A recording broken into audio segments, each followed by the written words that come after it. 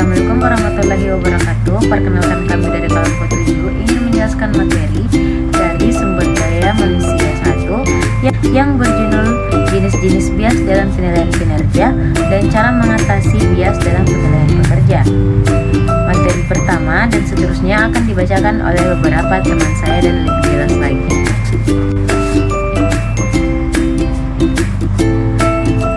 Materi ini akan dijelaskan oleh beberapa teman saya. Pengertian bias dalam kinerja. Tidak jarang para karyawan merasa kecewa karena dinilai tidak memiliki kinerja yang standar. Mereka menganggap telah terjadi manipulasi data oleh penilai. Bisa saja terjadi kalau penilai kinerja terhadap karyawan dilakukan dengan ukuran subjektif. Jenis-jenis bias dalam kinerja. Dalam proses pengukuran kinerja karyawan, sering sekali terjadi bias. Bias dalam penilaian kinerja karyawan adalah sebuah penyimpangan yang dapat mempengaruhi keakuratan dalam penilaian tersebut. Hal ini biasanya diakibatkan oleh pandangan subjektif penilai kepada karyawan. Adapun bias-bias menurut Wetter and David tahun 1996 adalah yang pertama, halo efek. Bias ini terjadi apabila penilai menyukai atau tidak menyukai karyawan. Apabila penilai secara pribadi menyukai karyawan, maka penilai cenderung akan memberikan penilaian positif pada semua aspek penilaian. Yang kedua, leniency and severity effect.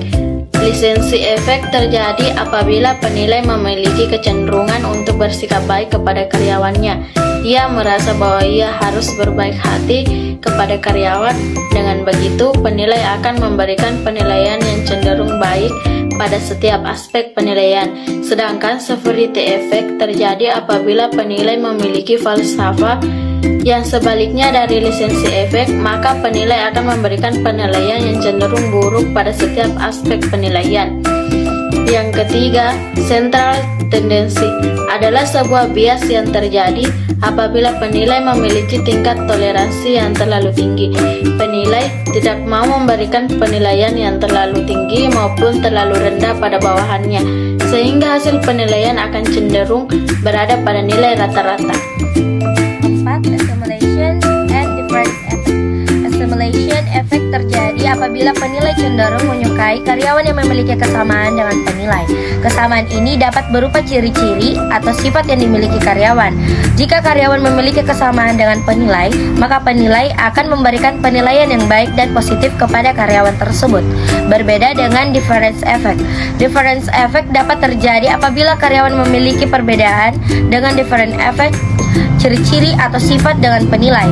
Namun sebenarnya perbedaan itulah yang terjadi kelebihan karyawan yang ingin dimiliki oleh penilai. Penilai tidak memiliki sifat-sifat tersebut yang kemudian menyebabkan kecemburuan, maka penilai akan cenderung memberikan penilaian yang buruk dan negatif kepada karyawan tersebut. Kelima, ada first impression error. Bias ini disebabkan oleh cinta pandangan pertama. Penilai akan memberikan penilaian berdasarkan kontak pertama dengan karyawannya. Penilai akan membawa kesan pertemuan pertama dalam jangka waktu yang lama, yang kemudian kesan-kesan itulah yang digunakan sebagai acuan dalam penilaian. Yang keenam, Richard Evans dapat terjadi karena penilaian memberikan nilai berdasarkan kejadian yang baru-baru saja dialami dan melupakan prestasi ataupun kesalahan yang sudah dilakukan pada masa lampau. Bagaimana cara agar bisa tidak terjadi dalam penilaian kinerja? Yang pertama, memilih anggota tim yang beragam, universal, baik dari sisi minat dan latar belakangnya.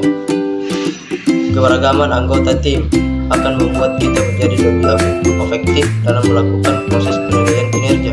Individu akan mendapatkan pengetahuan mengenai penilaian yang lebih baik. Yang kedua, mengubah penilaian atau keyakinan awal yang dimiliki individu, mengonfirmasikan kepada penilaian bahwa hasil penilaian mereka akan dinilai kembali orang pihak tertentu dalam memberi insentif atau hukum